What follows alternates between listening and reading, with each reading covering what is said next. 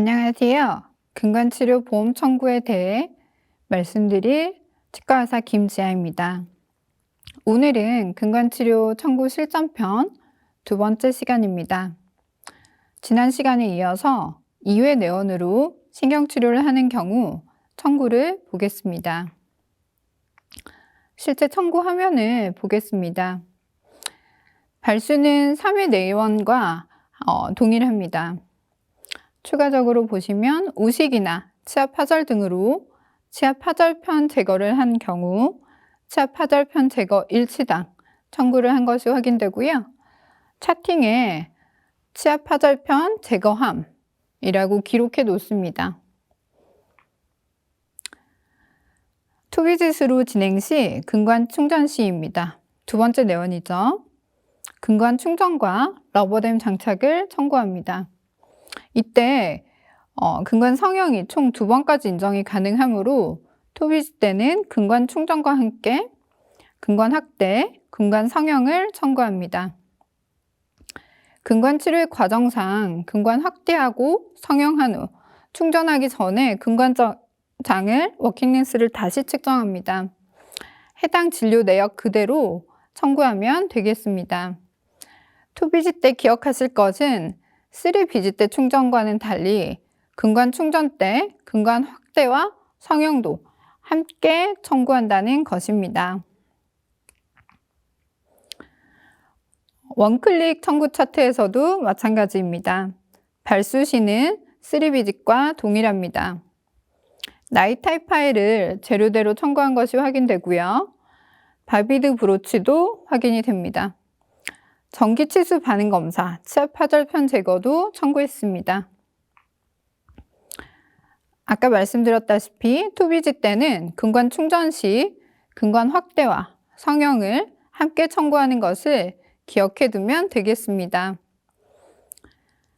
내원 횟수 1일로 신경치료가 마무리되는 원비짓, 당일 발수근충을 보겠습니다. 자주 하는 경우는 없지만 원비짓 때는 당일 발수근충을 근관당으로 청구합니다. 치근단 사진의 경우 촬영 매수만큼 청구하면 됩니다. 사용한 재료대 나이타입 파일을 청구했고요.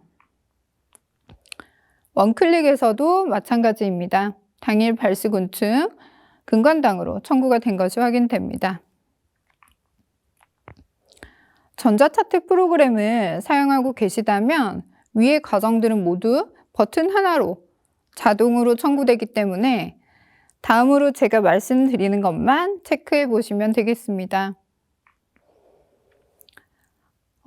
진료시마다 차팅을 해 두셔야 할 것들입니다. 한번 체크해 보시면 좋을 듯 합니다. 앞서 말씀드렸다시피 내원 횟수에 따른 근관 확대, 근관 성형, 처방은 최대 2회까지 가능합니다. 근관장 측정 검사는 최대 3회까지 청구 가능합니다. 3비짓인지, 2비짓인지, 1비짓인지 혹은 그 이상인지에 따라 각각 항목 청구를 확인해 보면 되겠습니다. 다음으로 차팅과 관련된 것입니다. EPT, 근관장 측정 검사, 방사선 사진, 마취 앰플인데요. 하나씩 살펴보겠습니다. 첫 번째, 전기치수 반응 검사의 경우 차팅 시 꼭 수치를 최소 양성인지 음성인지 정도는 기록을 해 주셔야 합니다.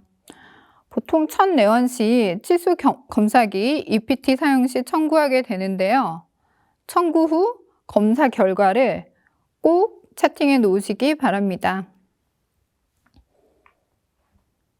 근관장 측정 검사는 반복해서 말씀드리다시피 총 3회까지 청구가 가능합니다.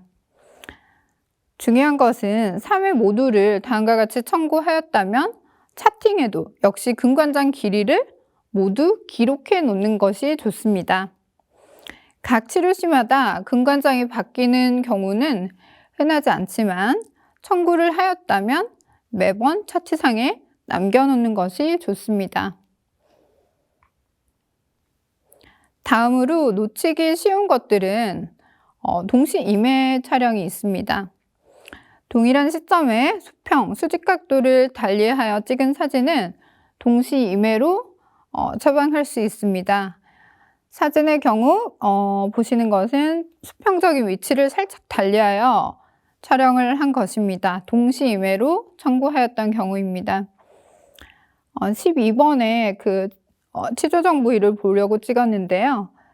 12번 근심 치조정 부위 치조골 및 12번 치근단 우식 상태 확인을 위해 동시 임해 촬영함이라고 내역 설명을 적었습니다. 다음의 경우 수평 각도를 달리하여 다시 한번 촬영한 것입니다. 동시 임해로 청구하였습니다.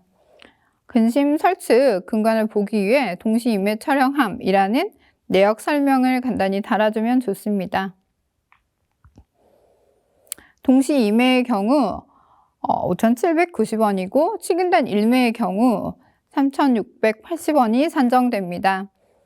만약 근관 충전을 하고 협설로 겹쳐진 치근을 분리하여 보기 위해서 근원심 방향으로 한 번 더 촬영을 한다면 그런 경우가 필요한 경우가 있는데요. 그때 동시 임해로 청구하면 되겠습니다. 내역 설명을 적어야 한다면 근심 근관, 협설 측 충전 상태를 보기 위해 수평각 달리하여 동시 임해 촬영함 이라고 진료 사실과 동일하게 적으면 되겠습니다. 다음으로 마취 앰플입니다. 신경치료 시 생각보다 마취 앰플을 여러 개 쓰는 경우도 꽤 많이 있습니다. 마취 앰플의 경우 사용한 앰플 수만큼 약제 비용의 횟수를 조정하면 되겠습니다.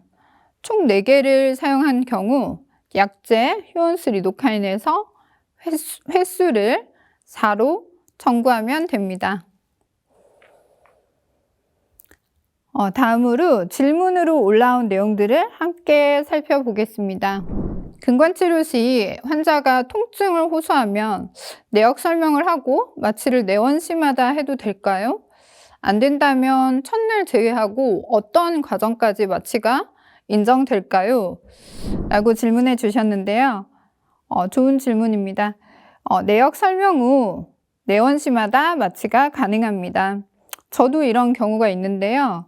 분명 발수를 다 해도 자극이 가해질 때 치근단 치주염, 급성 치근단 치주염 같은 경우 환자분께서 통증을 느끼시는 경우가 있습니다. 이럴 때는 내원심하다 마취를 하고 마취 후 치료를 하고 정당하게 청구하면 됩니다. 이때 주의하실 것은 팔커전이나 페인 등의 임상 검사 결과를 차팅에 자세히 기록해 놓는 것이 좋겠습니다. 다음 질문입니다.